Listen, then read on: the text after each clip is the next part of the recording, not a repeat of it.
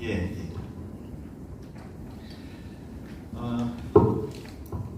참 은혜로운 날입니다. 그리고 아름다운 장소에서 귀한 우리 주의 종들과 함께 이렇게 주신 하나님 말씀 안에서 그 말씀 예, 제가 이 마이크를 잘 사용하지 않아봐가지고 그렇습니다. 말씀 안에서 교제하고 또 말씀 안에서 우리의 믿음을 점검할 수 있는 이렇게 기회를 주신 거 하나님 앞에 크게 감사드립니다. 오늘은 제가 우리가 이제 성경을 보면서도 잘 읽지 않는 성경을 이렇게 선택을 했어요.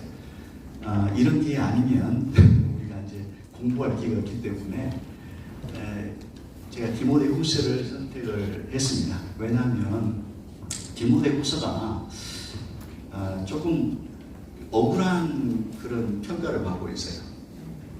그리고 이제 명예 회복시켜야 될 성경적 인물들이 많습니다. 그래서 제 이번 강의를 통해서 제가 그분들의 명예와 이렇게 디모데후서의 명예를 회복시키는 시간으로 삼아보려고 합니다. 디모데후서 하면 우리가 되게 듣는 처음 느끼는 그 느낌이 뭐냐면 바울 사도가 생애 마지막에 감옥에 갇혀서 외롭고 쓸쓸한 마음으로 디모데를 부르는 그런 식으로만 이렇게 생각을 하고 있어요. 이제 이게 한번 이렇게 분위기를 이렇게 만들어 놓으면 모든 해석이 그렇게 따라가게 됩니다. 그러나 그렇지 않다는 것을 말씀드리고 싶어요. 우리가 디모데후서를 이번에 공부하게 되는데 바울 서신을 공부할 때 그 상황과 배경을 제공해 주는 것이 성경이 사도행전입니다. 그래서 항상 바울 서신과 사도행전은 같이 이렇게 병행해서 공부를 하곤 하는데 사도행전에서 보여주는 정보와 또 이렇게 바울 서신에서 주는 자서전적인 판편적인 정보를 이렇게 모아서 그 상황을 재구성을 하면서 바울 서신을 해석하게 돼요. 그런데 이제 목회 서신이라고 하는 디모데 전후서 그리고 디도서 같은 경우는 불행하게도 사도행전 28장 이후의 이야기예요. 그러다 보니까 우리가 가지고 있는 정보가 너무 부족하고요. 그래서 해석이 이상하게 흘러간 경우가 많습니다. 여러분도 잘 알다시피 바울 사도는 1차 로마 감옥에서 62년경에 풀려납니다. 62년에 풀려난 이유가 로마 법에서는 18개월 안에 고소자가 나타나지 아니하면 그 고소는 취하가 되고 있습니다. 그래서 2년 후에 이렇게 석방되게 됩니다. 그래서 어떤 학자들은 되게 그 바울 사도가 첫 번째 로마 감옥에 갇혔다가 곧바로 이렇게 순교를 당했다고 해서 하는 분들도 있어요. 근데 그거는 다른 자료들에 의해서 이렇게 배척이 됩니다.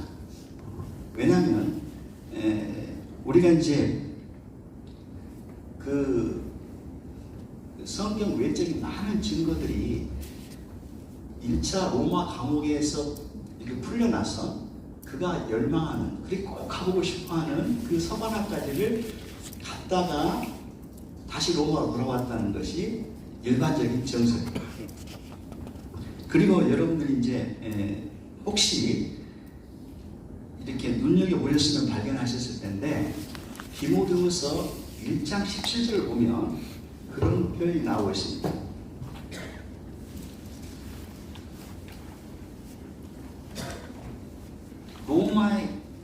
로마에 있을 때 오네시포로가 로마에 있을 때 나를 부지런히 찾아 만났습니다. 이 말은 뭐냐면 지금 로마에 있지 않다는 이야기예요.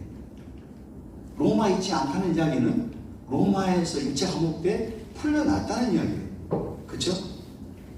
그리고 디모데 후서가 또 여기서 또 한 가지 더 나아간다면 디모데 후서를 쓰고 있는 장소가 로마는 아니라는 겁니다. 이런 부분들이 바울 서신에 대해서 무조건 사도행전에 대해 의지했던 그것 때문에 자꾸 디모데 후서를 이렇게 로마 1차 감옥이라고 넣어보려고 거기다 맞춰보려고 하는데 그건 맞지 않습니다.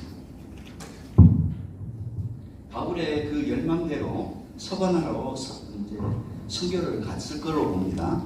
그리고 그 후에 이제 그레데 섬을 이제 들리게 됩니다. 거기서 복음을 전하고 디도를 거기에 남겨두어서 그 교회를 세우다가 이렇게 정리되지 않은 일을 정리하게 하고 또 각성의 장로들을 세우게 하였습니다. 또 그리고 나서 거기에서 보면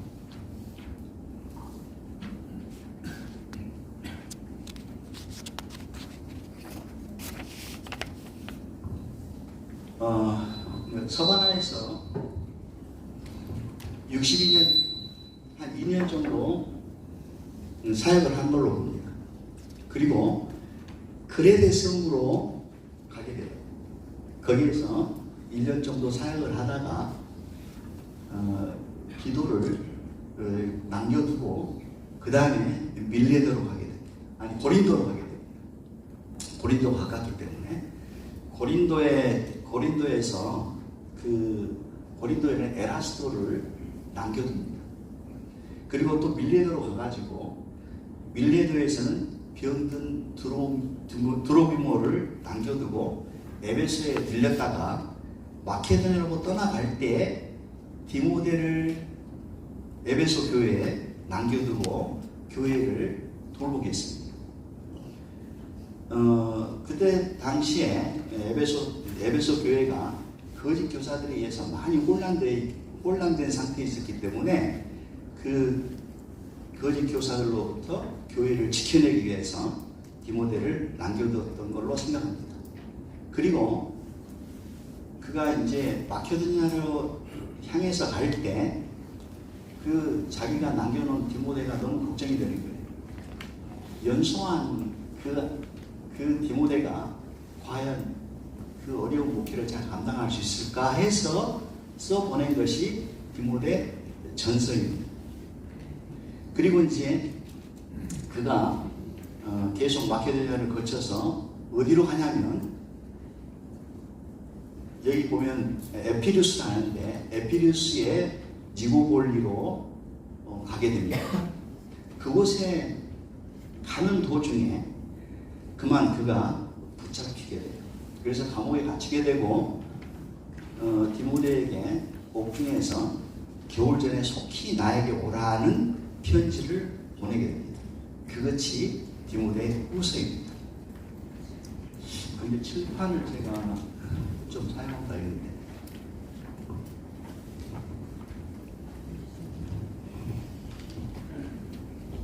이 니고볼리가 굉장히 흠이 있는 장소입니다.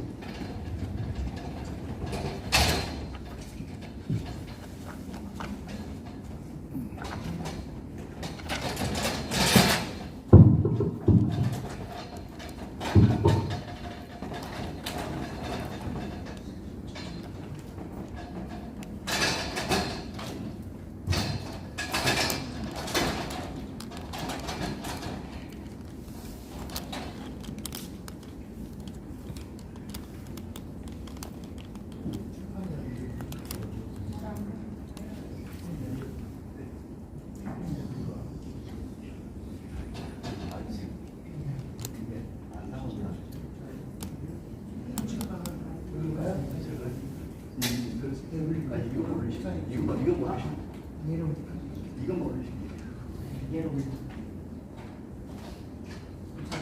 이거 네. 자꾸 잘 안 보여서 어떡하지?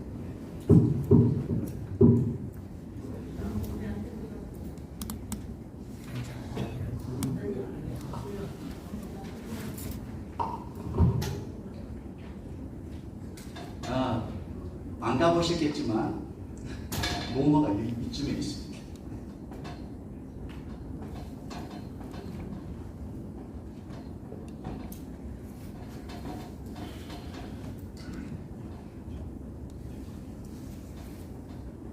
로마에서 이게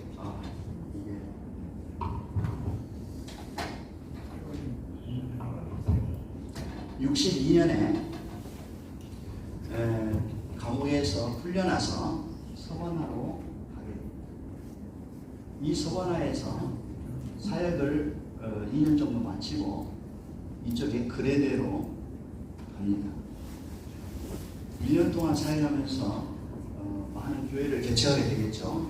그러면서 정리되지 않은 채 디도를 남겨놓고 고린도로 가게 됩니다.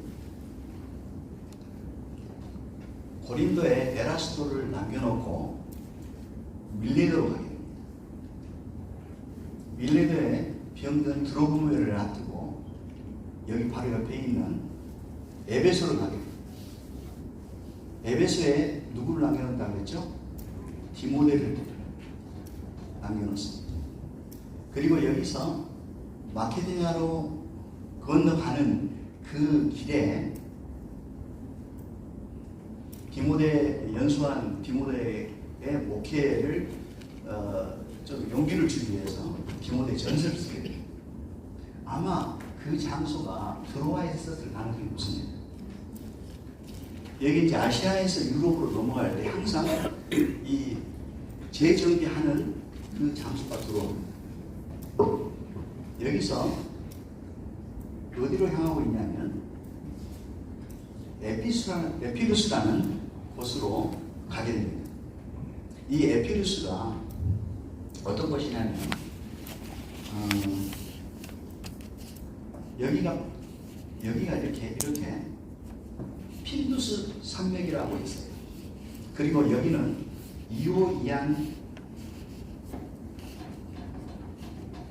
이오이안 바다입니다. 이 산맥과 이오이안 사이에 이렇게 경계가 되어 있겠죠. 밑에는 악티움이라는 만이 있습니다. 그 위에는 플로레라는 또 만이 있습니다. 마이크 계속 쓰려고 들어갔다 나갔다 그래. 플로레 만으로 이루어져 가지고 이 부분이 에피루스 지역인데 이 에피루스가 왜 중요하냐면 그 위에 우리가 이제 달마디아라고 달마디아라고 들어보셨죠? 우리 디모데후서 4장 10절에 디도가 달마디아로 갔다는 표현이 나옵니다. 그 달마디아 이쪽에 있습니다. 그리고 로마서 15장 19절에 보면 그 위에 일루리곤이라고 있습니다. 일루리곤 지역이 위에 있습니다. 그래서 이쪽 지역은 로마가 직접 다스린 지역입니다. 여기까지. 우리가 알고 있기는 그리스 하면 여기 다 포함된 줄 알지만 그리스 중에서도 이쪽은 로마가 직접 통치하는 지역입니다. 지도가 너무 형편이 없습니다. 자, 여기 밑에 에피루스 밑에 여기 보면 악티움인데 이 악티움에서 로마를 놓고 로마 초대 황제인 옥타비아누스하고 옥타비아누스 군대하고 안토니우스하고 클레오파트라 연합 군대와 로마를 놓고 싸우게 됩니다. 여기에서 희한한 일이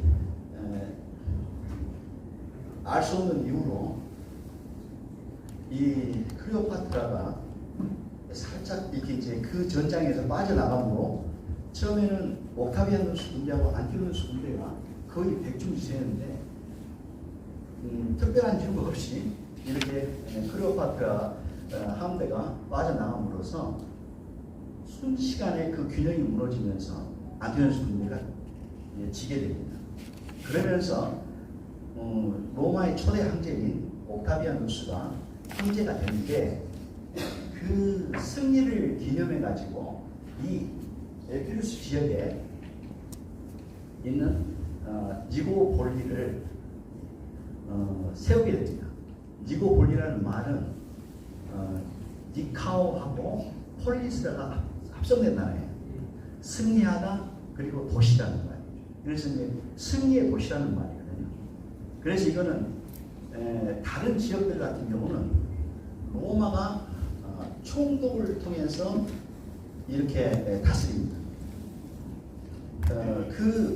그 지역에 옛날 통치자들이 그대로 통치하게 하면서 총독이 가서 이렇게 감독하는 그런 식이에요. 옛날에 홍콩이 반환되기 전에도 홍콩에 영국 총독이 있었습니다. 그렇지만 그 자치정부가 있었듯이 자치정부가 있으면서 총독이 다스리는 그런 식의 정치 형태가 식민지를 다스리는 정책이 로마 제국에서 다 이루어져 있었어요.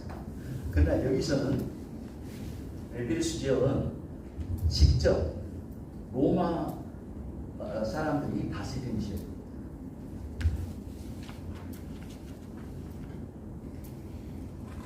자, 우리가 이제 같이 보기를 원하는 것은 디모데후서 4장 9절에서 13절입니다.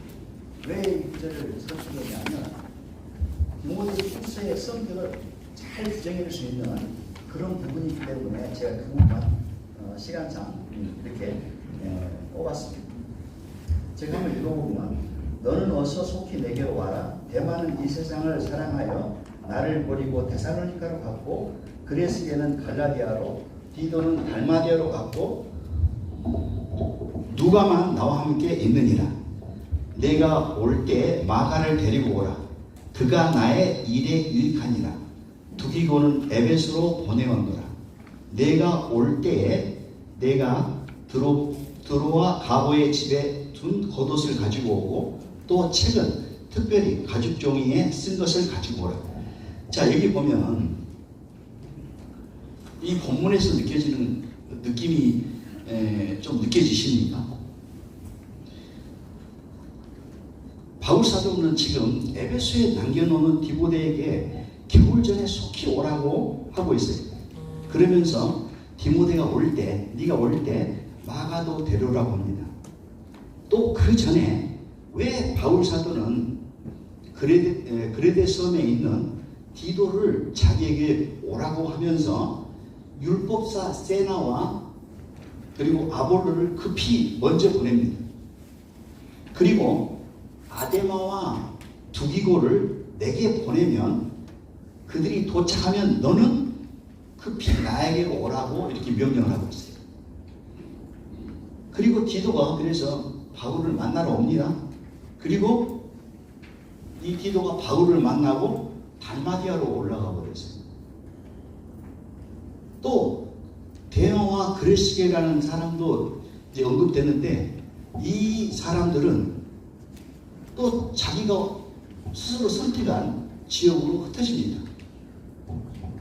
그리고 사도는 뭐라고 하냐면 누가만 자기와 함께 있다고 합니다. 그러면서도 두기고는 또 에베소로 보내고 있어요. 바울의 지시에 따라서 굉장히 뭔가 분위기가 분주합니다. 무엇 때문일까요? 디모데후서에서 느껴지는 바울의 모습은 죽음만을 기다리고 있는 그런 사도가 아니었어요. 그 외로운 주의 종의 모습을 이렇게 표현하고 있는 것이 디모데후서의 색깔이 아니에요. 그 어느 때보다 결연하게 임박한 어떤 상황을 준비하면서 휘하 장군들에게 작전을 지시하고 이동시키는 지휘관 같은 모습으로 느껴지게 되는데, 기존의 우리의 해석에서 뭔가 잘못된 것이 있는지 한번 살펴볼 필요가 있겠습니다. 바울은 과연 외로웠을까요?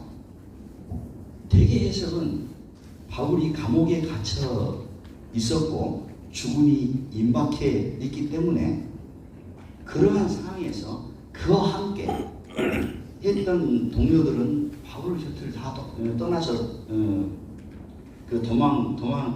바울 곁을 다 떠나가 버리고 누가만 함께 있어서 외로울 것이라고 우리 나름대로 그냥 해석 갖다 붙입니다.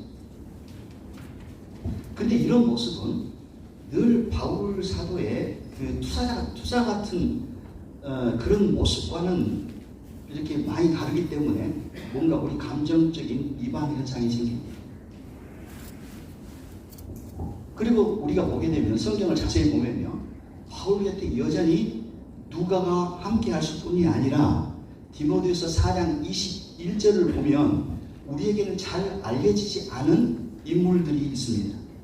으블로, 부데, 리노, 글라우디아와 모든 형제.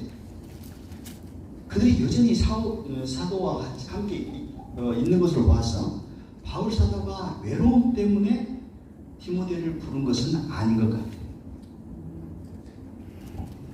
그리고 이제 사실 우리가 디모데후서를 다시 한번 읽어보시면 알겠지만 이 바울 사도가 외롭다고 표현한 그런 구절들이 전혀 없습니다.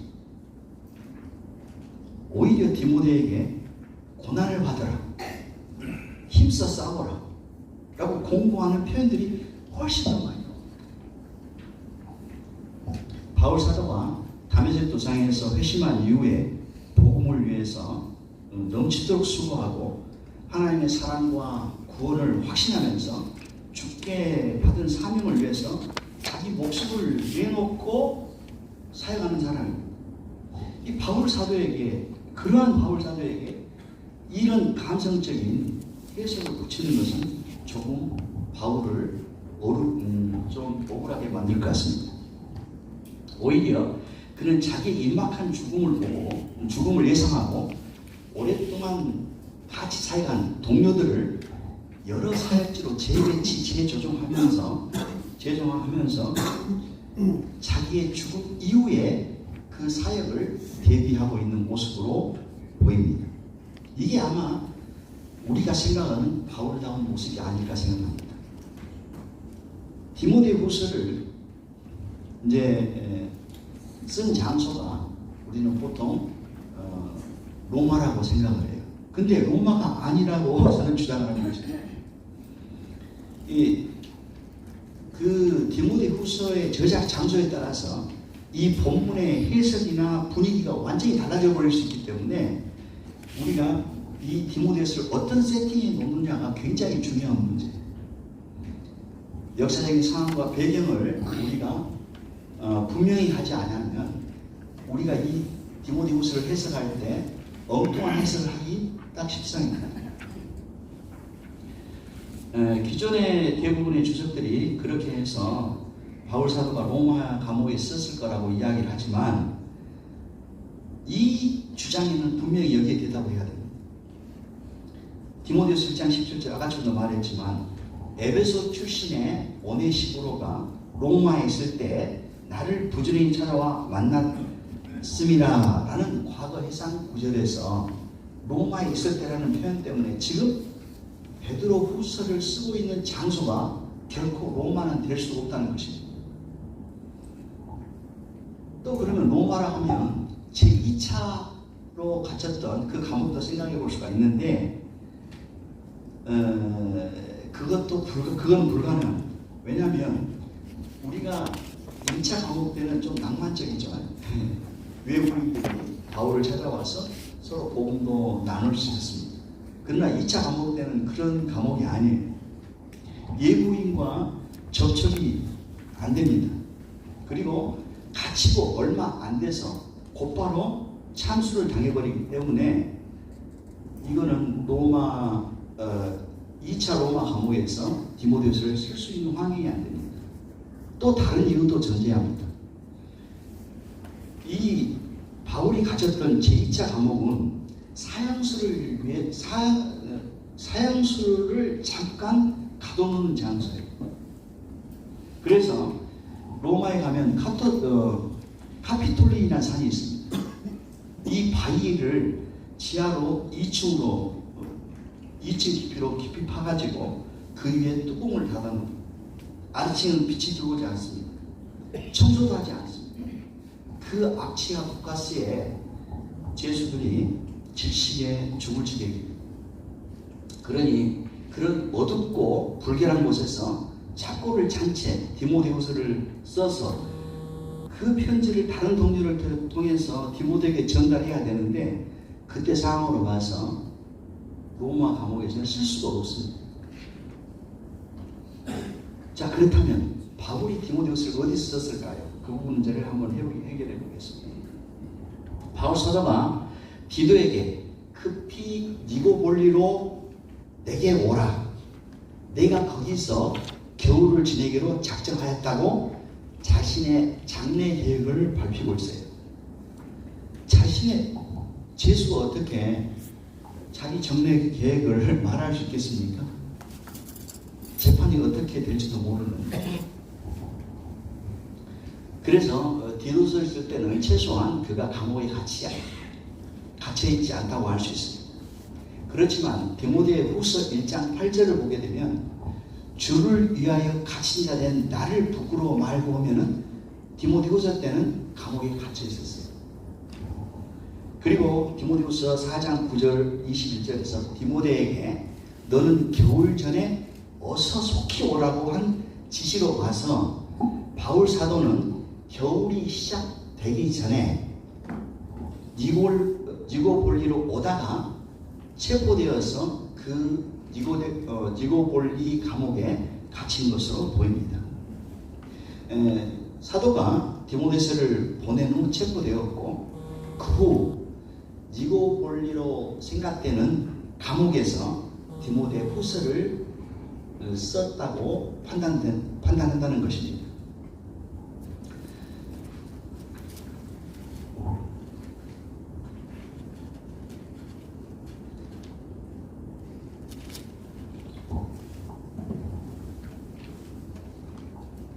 자, 바울은 에베소에서 마케도냐를 거쳐 그리스도 수적 해안 도시인 니고볼리에서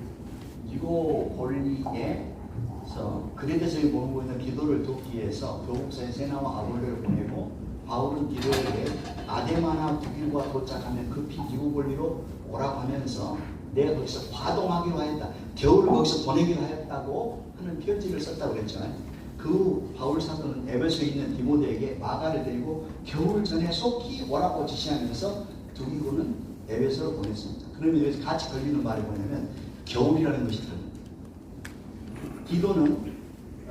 디도가 편했을 때는 디도서는 감옥에 갇혀 있지 않았을 때고 여기는 디모데후서에서는 감옥에 갇혔을 때입니다. 그래서 정리를 하게 된다면 겨울이 디도서를 보내고 겨울이 시작되기 전에 겨울 전에 디도서를 보냈는데 또 겨울이 시작되기 전에 체포되어서 니고볼리 감옥에 갇혀서 그곳에서 디모데후서를 쓴 거로 본다는 것입니다. 자, 우리가 이제 여기는 바울이 디도를 부르면서 누구를 부른다 했어요? 율법사 세나와 아볼로를 불렀고, 그리고 두기고 아데마와 두기고를 보냈다는 그 표시입니다. 여기서는 이제 에베소 교회는 니고볼리에서 두기고를 보내고 디모데와 마가를 오라겠다는 불렀다는 그 그림입니다. 자, 에피루스 알겠죠? 에피루스가 있고 그 위에 달마니아가 있고 그 위에 일루리곤이 있습니다. 이 지역은 아까 아침에 말씀하듯이 핀두스 산맥에 의해서 이 마케도니아와 아가야하고는 막혀져 있어요. 그래서 딴 나라처럼 여겨집니다. 로마 통치 시대 1세기 때 로마의 통치가 직접 작용했던 지역이기도 합니다.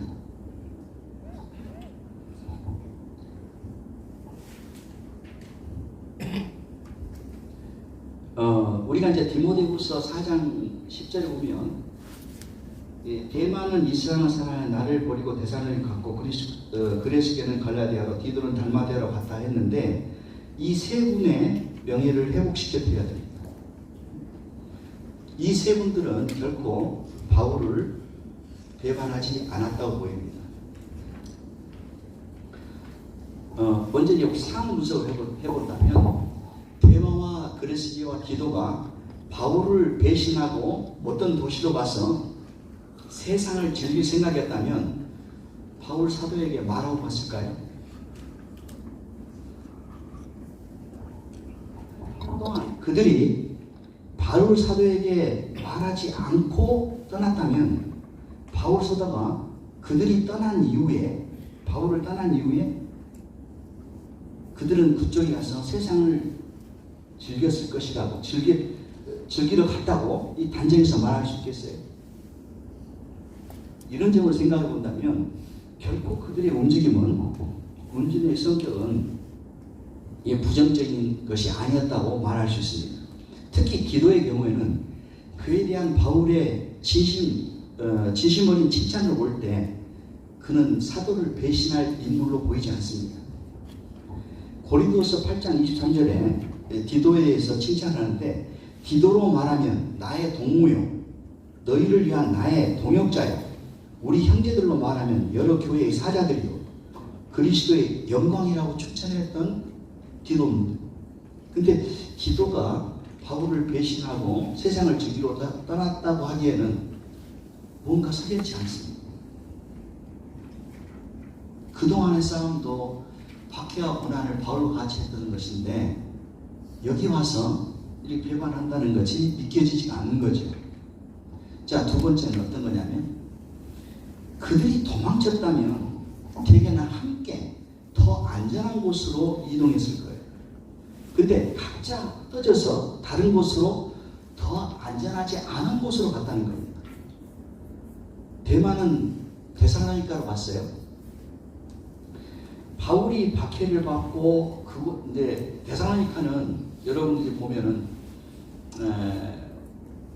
바울이 2차 선교 여행 때 3주 동안 이렇게 회당에서 복음을 전하고 유대인들의 박해를 받아서 베레아로 아덴으로 도망갔던 그런 도시입니다.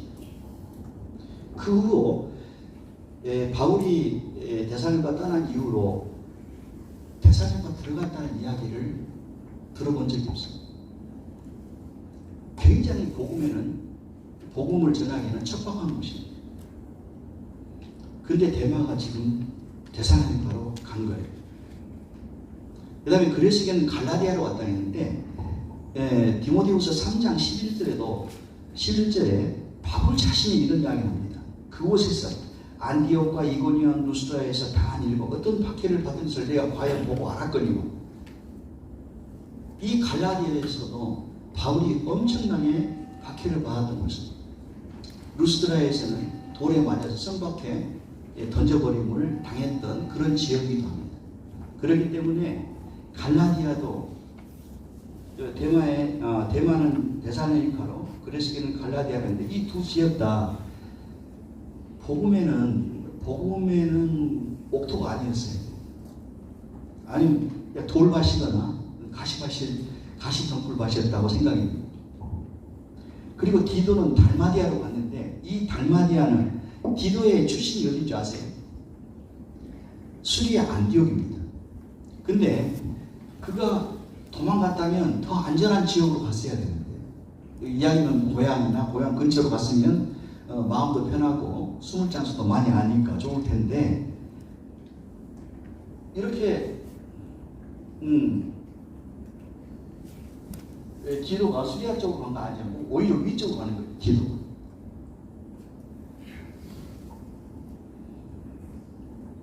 이 로마 제국에서 직접 관할한 지역인 그런 달마디아로 간 것으로 보아서 그들이 모두 바울을 버려두고 도망간 것은 아니라 하는 것이 느껴집니다. 그리고 진실로 그들이 도망갈 정도의 위험한 상황이었다면 바울 사도가 자신의 동료인 누가를 곁에 두려고 해서는 안 될 겁니다. 너도 빨리 도망가 라고 해야 되지 않겠어요? 그리고 그 위험한 상황에 있는 자기에게 디모데와 마가를 자기 곁으로 부른다는 것도 말이 안 됩니다. 그리고 그들이 도망갈 정도 위험한 상황이었으면 21절에 소개되고 있는 의볼로와 부데와 리노와 글라우디오와 모든 형제들도 곁에 있을 수 없었을 것입니다. 역으로 그들이 바울 곁에 여전히 머물 있을 수 있었다면 그래도 그들보다는 좀 더 중요한 역할을 맡았던 것으로 보이는, 그 이야기는 신앙도 조금 더 있어 보이는 데마나 그레스게나 디도도 충분히 바울 사도 옆에 함께 있을 수 있었을 거라는 것입니다. 또한 그들이 도망할 생각이었으면 이 서바나에서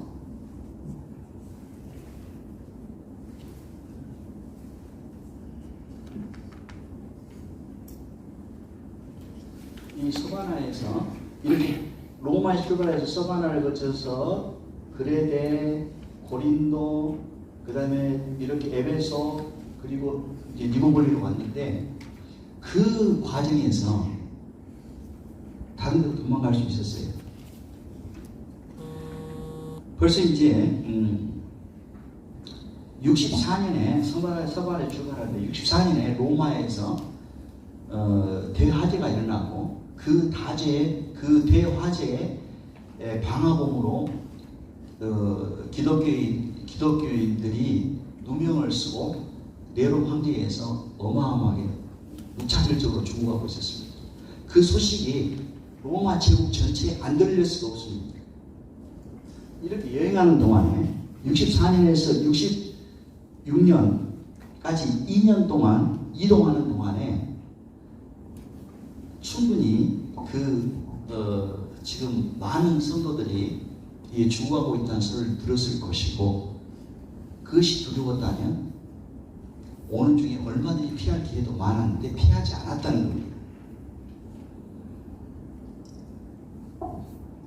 그리고 이제 디모데후서 4장 9절에서 13절의 분위기는 무슨 일인가를 위해서 바울 사도가 동료들을 급히 이곳저곳으로 배치하고 있다는 느낌을 받습니다. 9절에서 13절의 분위기가 그러하기 때문에 그 가운데 낀 10절에 나오는 데마나 그레스게나 디도도 같은 분위기 선상에서 해석하는 것이 더 자연스럽습니다. 혹 그들이 데마, 그레스게, 디도가 감옥에 갇힌 바울을 대신해서 자기들도 자기 나름대로 복음을 전하기 위해서 바울의 말리를 뿌리치고 혹시 자기가 선택한 지역으로 용감히 뛰어든 것은 아닌가 하는 심증이 있습니다. 자, 이것을 좀 더 구체적으로 확인하기 위해서 문법적으로 해석을 해요. 문법적으로 분석에 들어갑니다. 대만은 이 세상을 사랑하여 나를 버리고 대산을 갖고 그레스게는 갈라디아로 디도는 달마디아로 갔는데 원래 이 문장이 앞에 단어가 또는 절이 반복되면 뒷 문장을 쓸 때는 굳이 반복하지 않고 생략을 합니다. 그래서 이제 이 원래 문장을 제대로 이제 펼쳐보면 이렇습니다.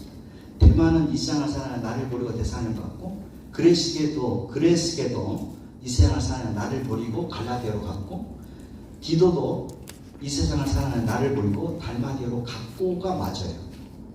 문장이 한 문장이거든요. 한 문장인데 뒤 문장은 앞에서 사용되어 단어들을 굳이 사용할 필요 없어서 빼놓은 것 뿐입니다. 그래서 일단은 대만은 이 세상을 사랑하여 나를 버리고 데살로니가로 갔고 라는 한글 번역 때문에 독자들은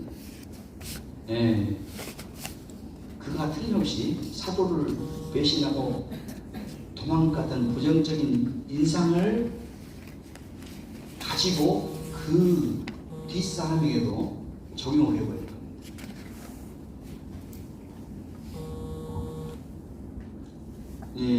그 뒤에 이어지는 그레스게는 갈라디아로, 디도는 달마디아로 갔고 누가만 나와 함께 있느냐라는 표현에까지 이 부정적인 세상을 사랑해서 바울을 버리고 떠났다는 그 부정적인 그 분위기를 뒤 문장에까지 다 미쳐버리게 된 것입니다. 그러나 그렇지 않다는 것은 것을 살펴보는 데 있어서 일단 단어 분석을 해보면 이 세상을 사랑한다 할 때 그 단어 그 부분하고 버리다라는 그런 동사입니다. 우리가 10절을 부정적으로 해석하는데 아주 직접적인 원인을 제공하고 있는 이 세상을 사랑하여 나를 버리고 라는 표현을 좀 더 이렇게 정확한 의미로 찾아보면 이렇습니다. 우리가 요한복음 3장 11절에도 하나님이 이 세상을 이처럼 사랑하사 독생자를 주시니 이는 그를 믿는 자마다 멸망치 않고 영생을 얻게 하려 하신다 그랬잖아요. 예수님도 하나님이 이 세상을 이처럼 사랑하사 이렇게 되어요. 이 표현 가지고 부정적으로 이렇게 우리가 의식적으로 그냥 우리 스스로 그냥 알아서 부정적으로 해석하면 안 된다는 거예요. 이거를 일단 중립적으로 놓고 그 전체 문맥에서 이것을 어떻게 해석해야 되는가를 결정해야 된다는 것이죠. 사랑하다는 의미를 세속적인 의미로 적용할 것인가, 아니면 긍정적인 의미를 적용해서 극률이 여기다로 해석해 볼 것인가 하는 것은 주변 문맥에 의해서 결정한다는 것입니다.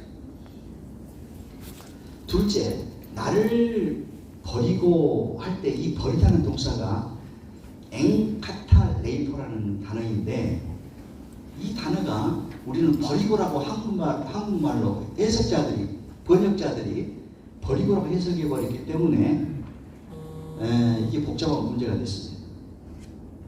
이 헬라어 단어는 문자적으로 뒤에 남겨두다 라는 의미를 가지고 있기 때문에 나를 떠나, 나를 남겨두고라고 해석을 할 수 있습니다. 번역을 할 수 있습니다. 그것을 느낌을 살려서 번역해 본다면, 대만은 이 세상을 사랑하는 나를 버리고 대산을 받고 그레스게는 달마디아로, 디도는 갈라디아로 갔다. 이거를 대만은 이 세상을 긍휼히 여겨서 복음을 전하기 위해서 나를 버리고 가둔다네요. 버리고라도 해석할 수 있지만 그냥 나를 떠나는 거예요. 나를 떠나 대산을 받고 그레스게는 갈라디아로, 디도는 갈라디아로, 디도는 달마디아로 갔다. 이렇게 해석이 가능한 것입니다.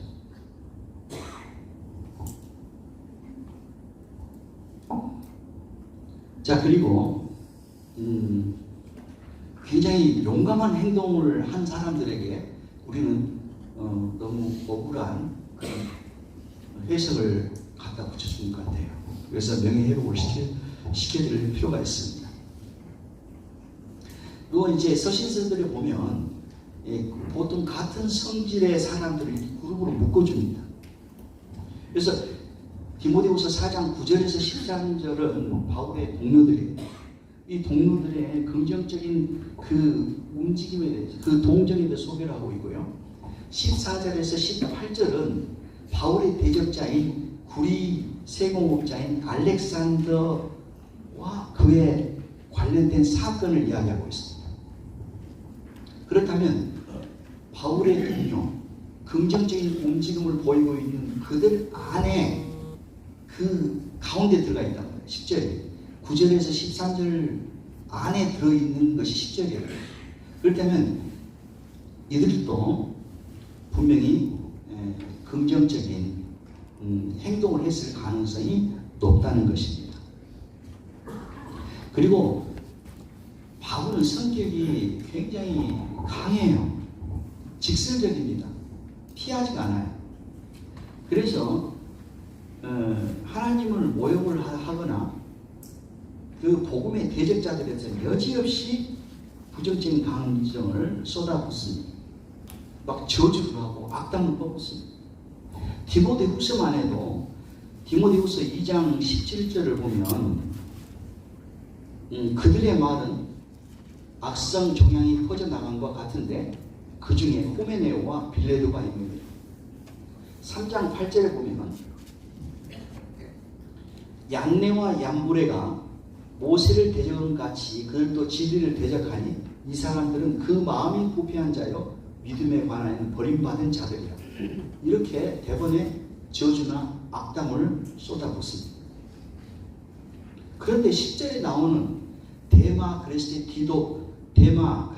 디도의 행위에 대해서는 그런 표현을 전혀 사용하고 있지 않아요. 이것을 봐서도 바울의 행위가 이 세 사람 데마나 그레스게 디도의 행위가 부정적이지 않고 긍정적인 용감한 행위였다라고 우리가 판단할 수 있는 것입니다. 자, 마지막으로 이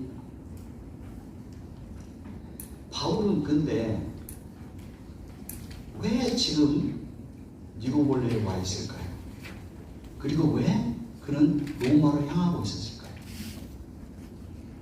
바울이 이제 서바나에서부터 이렇게 그레데를 거쳐서 고린도, 또 밀레도, 에베소, 마케도니아를 거쳐서 니고볼리까지 왔잖아요. 근데 사실은 로마에 출발해서 다시 로마로 향하고 있는 것처럼 보이잖아요. 그 전에 자기가 도망가려고 했으면 얼마든지 다른 곳으로 도망갈 수 있음에도 불구하고 자기 다시 로마로 향하고 있는 것입니다. 로마에서는 로마 64년에 로마 대화재 때문에 엄청난 성도들이 죽어가고 있는데 그 장소로 지금 방향을 맞추고 있는 것입니다. 그렇다면 바울 사도의 그 움직임을 어떻게 해석할 수 있느냐?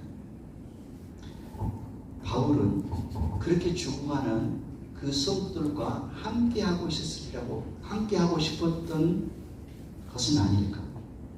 그리고 그들이 죽어갈 때 믿음을 붙잡고 그들이 믿음을 포기하지 않도록 끝까지 붙들어주기 위해서 그들의 지도자로서 지금 로마에 들어가려고 하였다라고 추정해 볼 수 있을 것입니다. 그래서 제가 이제 간단히 정리하면 디모데후서에서 이 바울은 그렇게 외로운 분이 아니었, 외로움을 지금 털어놓고 그 디모데의 위로가 필요해서 디모데를 부르는 것이 아니라는 것을 강조하고 싶고요. 그 다음에 우리가 데마 그레스게 디도가 사실은 거의 대개의 주석에서 바울을 배신하는 자로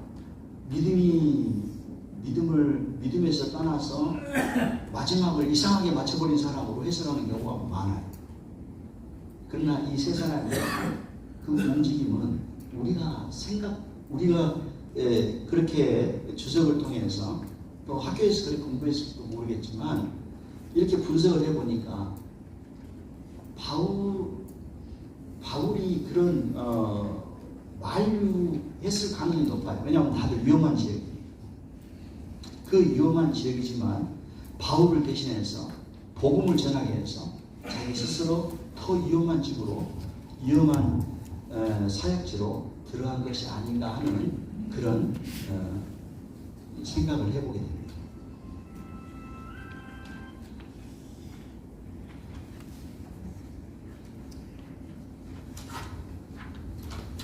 자, 이것을 이제 간단히 이제 지금까지 제가 말씀드렸던 것을 경황 없이 전했는데 한번 간단히 정리해 볼게요. 디모데후서의 제작 장소는 대부분의 주석들에서 로마 감옥이라고 주장하고 있습니다. 물론 바울 사도가 로마에서 참수형을 당한 것을 이게 이제 일반적으로 동의하는 내용입니다. 그러나 디모데 후서를 쓴 제작 장소로는 보이지 않습니다. 그것은 디모데후서 1장 17절에서 오네시포로가 내가 로마에 있을 때 부지런히 나를 찾아와 만났다는 그 구절이 지금 디모데후서를 쓴 장소는 로마는 아니라. 두 번째, 로마가 될 수 없는 것은 로마가 그 바울 사도가 로마에서 두 번째 투옥되었던 마메르틴 감옥이라는 그곳은 더 이상 외부 사람과 접촉이 안 됩니다. 편지를 쓸 조건이나 환경도 되지 않습니다. 그리고 2차 감옥도 아닙니다.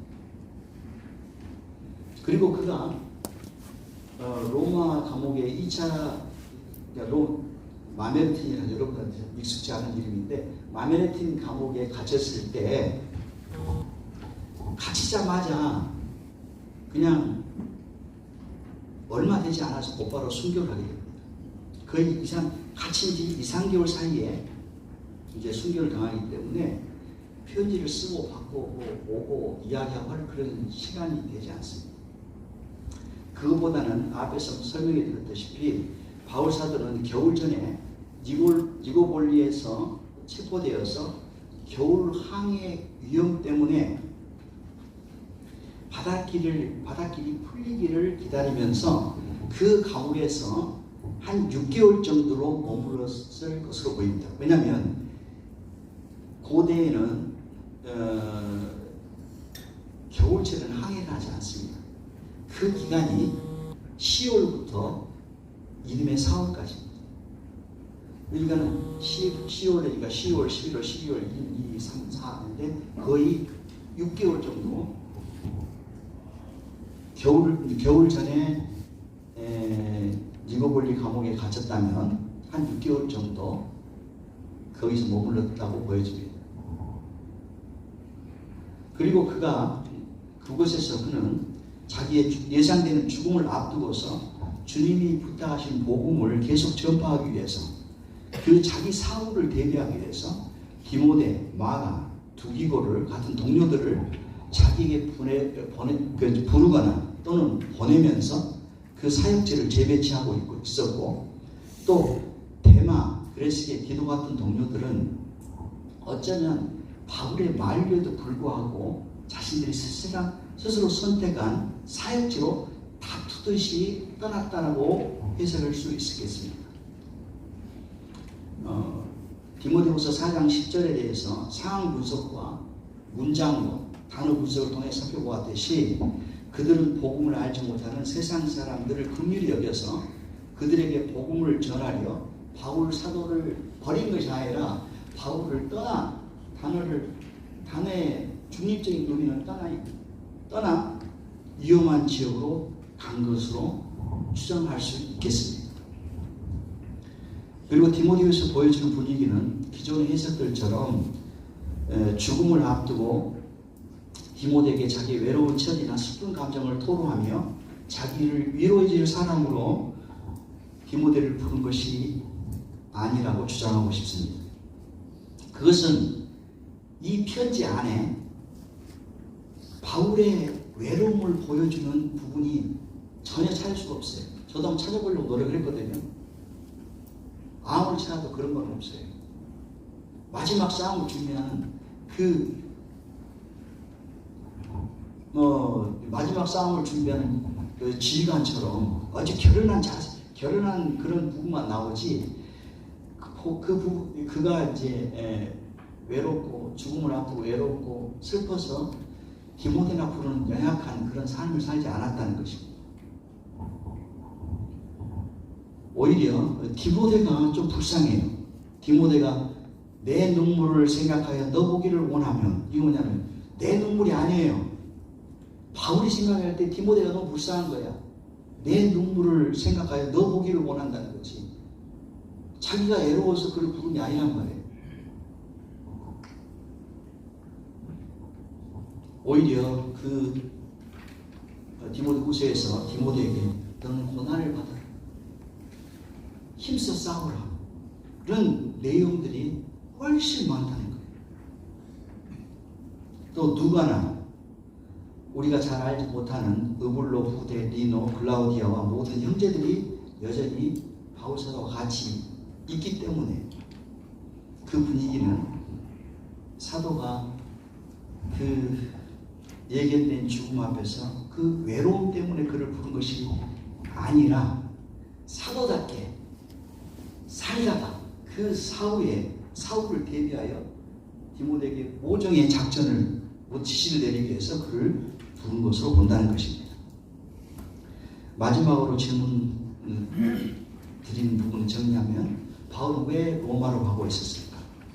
그거는 62년에 로마 세집에서 풀려났습니다. 서바나로 가서 복음을 전했어요. 그리고 66년에 유고볼리로 돌아왔습니다. 유고볼리로 왔습니다. 그 사이에 64년에 로마 대화제가 있었고 기독교에 엄청난 순교들이 이루어지고 있었어요. 그 소식이 로마 제국 전역에 퍼져 있었을 것이고 바울에게는 일반 성도도 그렇게 죽어나가는데 기독교 지도자인 바울은 특별시 순교입니다. 그런 줄 알면서도 더 안전한 곳으로 가지 아니하고 바로 이탈리아 로마 바로 앞에 있는 건너편에 있는 에페레스 지역에 니고볼리를 향하고 있었다는 것은 그의 어떤 결심을 이야기해주고 있는 거예요. 그 결심이 뭐냐면 주님의 사도로서 그 당시 수없이 죽음을 당하는 성도들을 격려하고 그들과 마지막을 함께 하고 싶었다라고 정리해 볼 수 있겠습니다. 지금 시간이 8시 20분입니다. 15분입니까? 제가 그러면은 제가 혹시 들어가서 빨리 끝내고 뒷장 부럽게해드리려고 제가 준비를 해왔는데요. 여러분 사정이 괜찮으면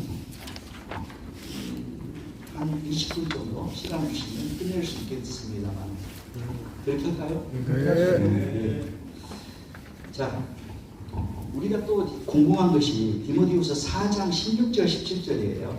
내가 처음 변명할 때 나와 함께 한 자가 하나도 없고 다 나를 버렸으나 그들에게 허물을 돌리지 않기를 원하노라. 주께서 내 곁에 서서 나에게 힘을 주심은 나로 말미암아 선포된 말씀이 온전히 전파되어 모든 이방인이 듣게 하려 하시니 내가 사자의 입에서 건짐을 받았다. 자, 내가 처음 변명할 때는 언제이고 또 내가 사자의 입에서 건짐을 받았다는 것도 언제 어느 때의 사건, 언제 어느 곳에서의 사건을 말하고 있는가. 이 부분이 모든 거의 대부분의 주석에서 다 로마로 맞춰놓고 있어요. 근데 제가 연구 결과로는 결코 그렇지 않다는 것을 말씀드리는 것입니다. 옛날 분들은 성경 외적인 자료가 별로 없었어요. 그래서 성경 안에서만 해결하려고 했거든요.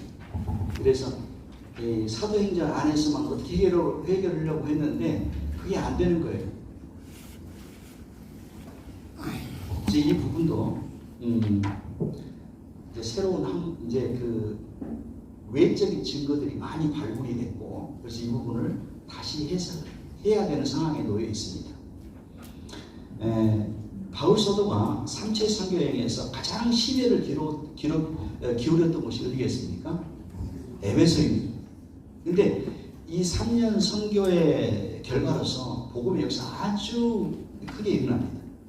일례로 마소라는 사람들이 책을 모아서 사람들 앞에서 불태웠습니다. 그 책값이 5만이나 되었다고 합니다. 근데 우리는 와 하고 모르지만 5만이 어느 정도 되는지는 몰라요. 궁금하죠? 참고로 그냥 재미삼아서 제가 한번 이거를 계산해 봤습니다. 그때 당시에 총독의 임금이 하루에 은 40개입니다. 그 개수로 계산해 본다면 5만 5만이라겠습니다. 5만 나누기 40을 하면 1250일 동안 일한 임금이 됩니다. 그것은 다시 이제 연봉으로 환산해 보면 3년 반의 연봉에 해당됩니다. 우리나라 장관의 연봉이 어느 정도 되신지 아십니까? 1억 5천쯤 됩니다. 그러면 뭐 대략적으로 우리나라 장관의 연봉을 같다고 생각을 하고 3년 반 곱하기 1억 5천 하면 얼마 나오죠? 한 5억 정도 나올 겁니다. 5억 정도 되는 그 책을 펴었다는 거예요.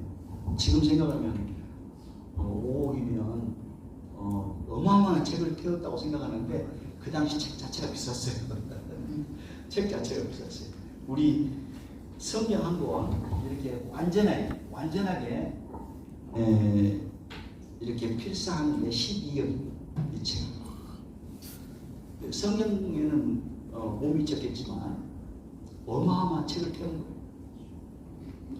이렇게 복음이 에베소에 퍼지다 보니까 우상을 만드는 사람들의 영업이 천하해질 위험이 있고 생업조차 어려워지게 되니까 사도행전 19장에 보면은 은장색 게르네리오의 선동으로 직공들과 그러한 영업하는 자들이 들고 일어나서 온 시대에 소요가 일어납니다. 그런데 모인 사람들이 태반이 왜 우리가 모여있지? 무엇 때문에 모여있지? 그 이유를 알지 못해요. 여기저기서 외치는 소리가 들립니다. 그러자 유대인들이 구리 세공업자인 알렉산더를 이렇게 앞으로 밀어냅니다. 그리고 설명하라고 합니다. 그런데 이제 에베소 사람들이 보니까 그는 유대인이에요. 유대인인데 구리 세공업자로 우상을 만들고 있었던 자인 것이었던 것입니다.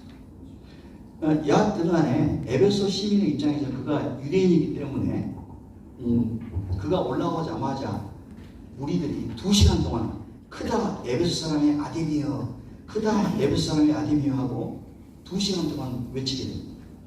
이게 굉장히 큰 소란이 된 거죠. 소동이 된 거죠. 그러자 서기장이 나옵니다. 이 서기장이 어떤 위치냐면 에베소 사람의 대표예요. 우리가 이제 이스라엘에서 그 당시 옛날에 신정 정치예요. 그 제사장과 또 정치가로서 가장 수장이 같은 직책을 수행합니다.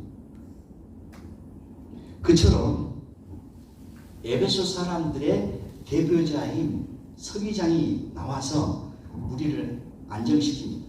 그가 신전의 물건도 도둑질하지 아니했고 우리 여신도 비방하지 아니하였다. 만일 데메드리오와 직공들이 고발할 일이 있으면 재판날도 있고 총독들도 있으니 피차 고소해라. 그리고 그 이상 더 원하면 정식으로 민회에서 결정하라. 우리가 이제 이스라엘을 잘 알고 있으면 이스라엘의 사내들이라는 조직이 있죠. 이 자치 조직이. 그처럼 에베소는 민회라는 조직이 있어서 자치적으로 그 시기의 일들을 논의를 하고 결정합니다. 거기에서 논하라고 이야기합니다. 오늘 아무 까닭도 없는 이유 때문에 우리가 로마 정부로부터 책망받을 염려가 있고 또 이 불법 집회에 대해서 보고할 자료도 없다라고 하면서 우리를 흩어보냅니다. 그러나 그 소요 사건 후에 이 소동의 원인을 제공했다고 생각되는 바울 사도가 그냥 내버려 둘 일은 없습니다. 그를 붙잡아서 미네에서 신문하고 로마 당국에 넘겨서 감옥에 수감하게 된 것입니다. 그러나 나중에 그가 아무 죄도 짓지 않았고 로마 시골 시민권도 하고 있어서 풀려나게 됐으리라고 판단을 합니다. 자, 여기에서 문제가 되는 사람이 디모데후서에서 나오는 사람이 구리 세공업자 알렉산더인데 이 알렉산더는 어떤 인물이었냐면 바울이 3차 선교 여행 때 3년 동안 에베소에 있었잖아요. 그리고 열심히 두란노 성원에서 복음을 강론하고 그러면서 이 복음이 아주 흥황하게 에베소 시내에 이렇게 퍼지게 됩니다. 그때 후메네오와 알렉산더도 복음의 그 매료되어서 잠깐 생각을 했던 것으로 보입니다. 근데 그들이 곧 믿음에서 떠나서 하나님을 모독을 하게 되자 바울이 그들을 사단에게 내줬다라고 이야기합니다. 그만큼 바울에게 바울에게 심하게 대적했던 것이죠. 그러다가 은장색 데메드리오가 일으킨 소요 사건 후에 이제 그 사건이 이제 이렇게 이제 안정됐잖아요. 가라앉았잖아요. 근데 그것이 그대로 끝난 게 아니고 우상을 만드는 사람들하고 에베소 사람들이 다 바울 사도를 붙잡아서 미네로 끌고 가 그를 신문하고 로마 당국에 넘겨서 처벌하려고 했던 것을 보입니다. 이때가 55년경입니다. 그리고 시간이 흘러서 이제 서바나에서부터 한 바퀴 뺑 돌아서 다시 에베소 들렀을 때가 65년입니다. 자, 그러면 세 번째 에베소에서 55년경에 이런 데메드리오 소동 사건이 있었고 이제 다시 한 바퀴 돌아서 65년도에 지금 다시 바울이 에베소에 들어간 것이니까 10년 만에 돌아온 것입니다. 근데 여전히 구리세무업자 알렉산더가 살아있었고 또 그의 대적 행위는 여전했던 것입니다. 그러자 에베소에서 남아서 사역하게 된 이 디모데에게도 경계시켜야 될 필요가 있었습니다. 그래서 그에게 조심하라고 이야기한 대목이 디모데후서 4장 14절에서 15절입니다.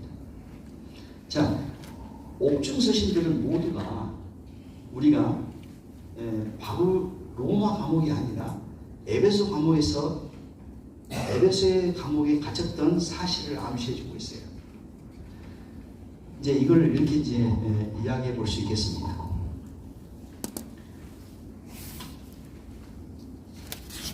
이제 에베소 감옥에 로마 당국의 재판을 받고 감옥에 갇혔습니다. 그리고 이제 거기에서는 자기가 불법한 일을 하지 아니하였고 또 로마 시민권을 가지고 있었기 때문에 곧 풀려날 것을 확신하게 됩니다. 그래서 바울 사도를 걱정하고 있는 에베소 성도들에게 두기고를 보내서 자신의 사정을 알리고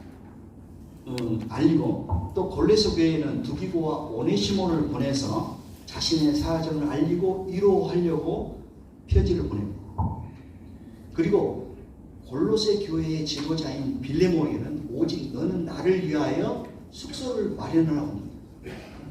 이거는 숙소를 마련하라고 부탁할 때는 가까운 지역에서 부탁하는 것이지 2000km나 멀리 떨어지는 로마에서 부탁할 수 있는 내용이 아닙니다.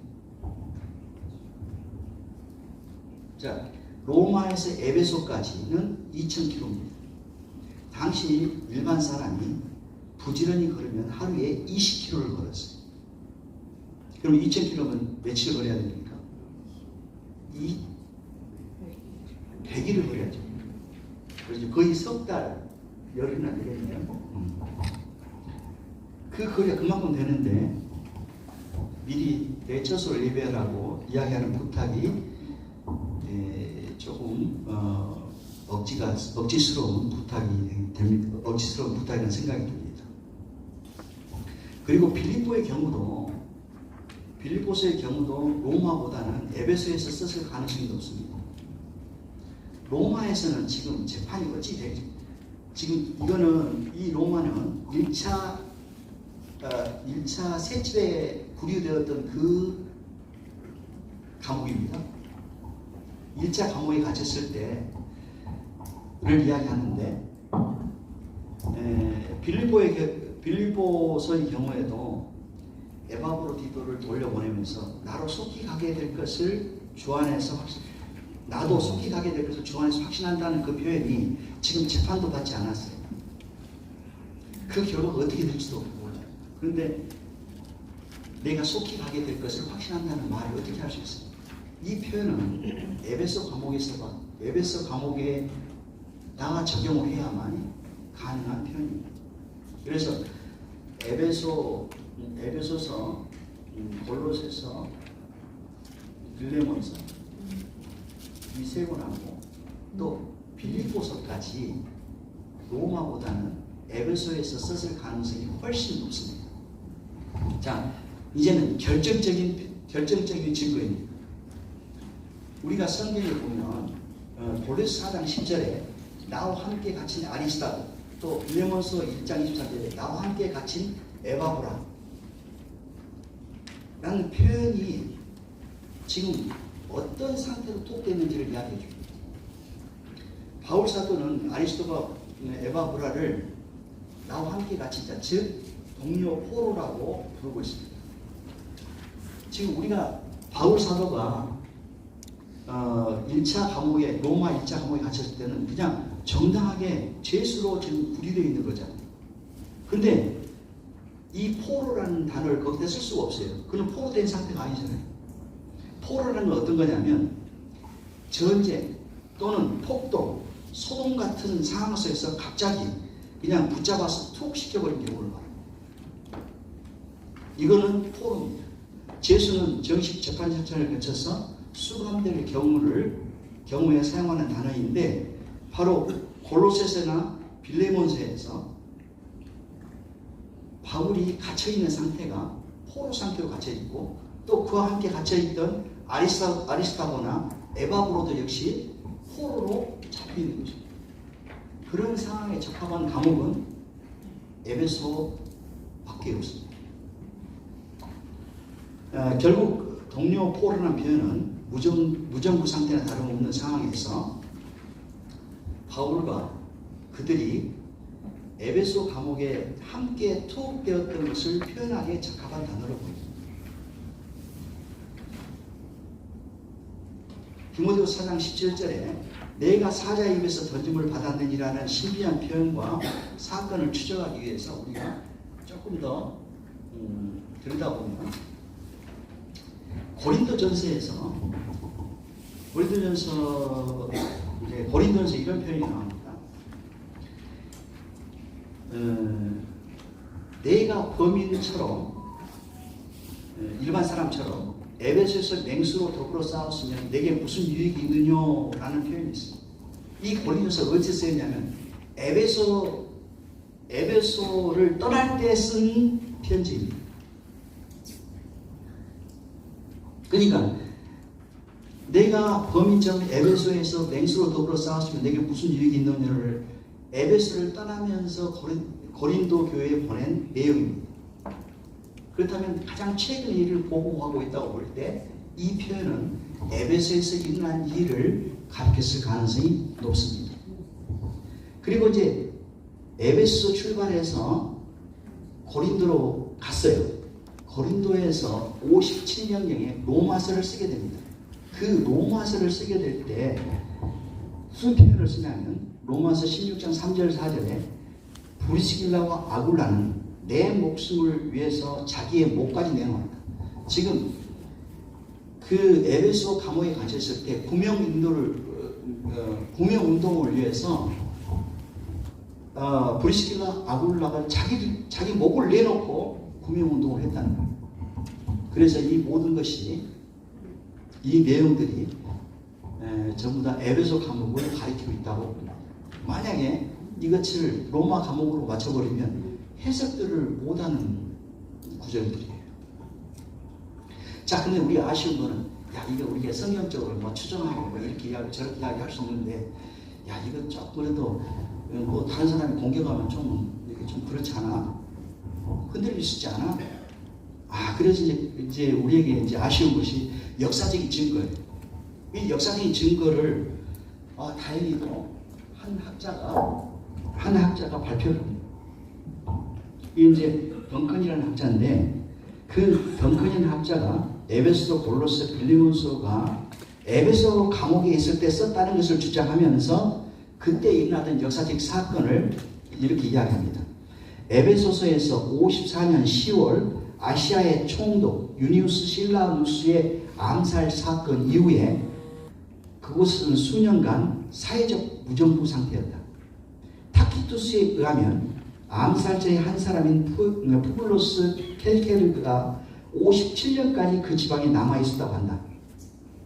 그 당시 사회가 그렇게 혼란스러웠으므로 바울의 신문과 지위가 완전히 무시되었기 때문에 행정당국은 소란스러운 상황에서 그를 구금시켰을 가능성도 얼마든지 있다, 이렇게 이야기하는 겁니다. 자, 여기 연도가 굉장히 중요합니다. 에베소에 3차 선교에 여행할 때 바울 사도가 에베소에 들어갔던 해가 52년입니다. 52, 53, 54, 55년 초에 바울을 이제 에베소를 떠났는데 만 3년 있었잖아요.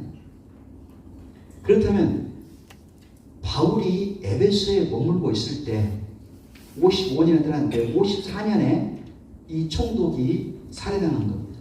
그리고 그 에베소 지역은 완전히 사회적 무정부 상태에 있었어요. 그래서 데메드리우스에 의해서 시작한 이 소동 사건이 그대로 그냥 하찮은 사건으로 치부될 수 없는 상황이었단 말이에요. 그래서 이제 서기장이 나와서 우리에게 이 사건에서 보고할 말도 없다, 핑계댈 말도 없다, 이렇게 이야기한 거죠.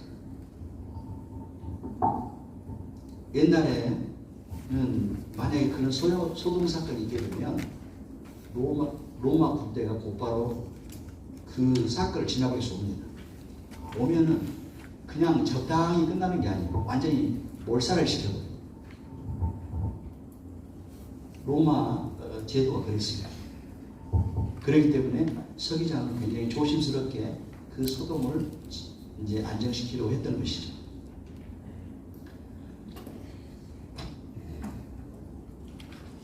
그래서 에베소에서 로마 당국이 자칫 바울 사도에게 사형을 언도했다면 사자법이 되었을 수도 있는 상황이었을 것입니다. 그러나 바울 자신의 무지함과 그가 로마의 시민권을 가지고 있음을 내세워서 풀려났기 때문에 간신히 사자의 입에서 건짐을 받았다고 표현한 것으로 보입니다. 또 이에 대해서 외적인 증거도 많이 있습니다.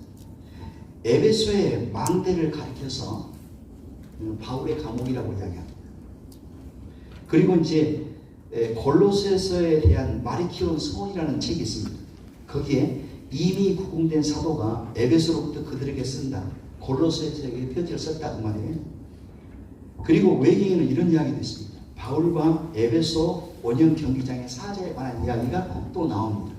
이러한 성경 안에서의 그 여러 가지 추정들, 그리고 역사적인 사건, 그리고 외진들이 모두가 지금 사자에게 던짐을 받을 뻔했다, 사자 입에 던짐을 받을 뻔했다, 이 부분은 바로 에베소에서 일어난 데메드리오 소동으로 인한 사건을 다 가리키고 있습니다.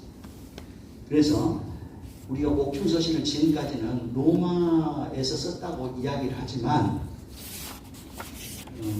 제가 여러 가지 분석을 한 결과는 에베소 감옥에 썼을 가능성이 굉장히 높습니다. 결론입니다.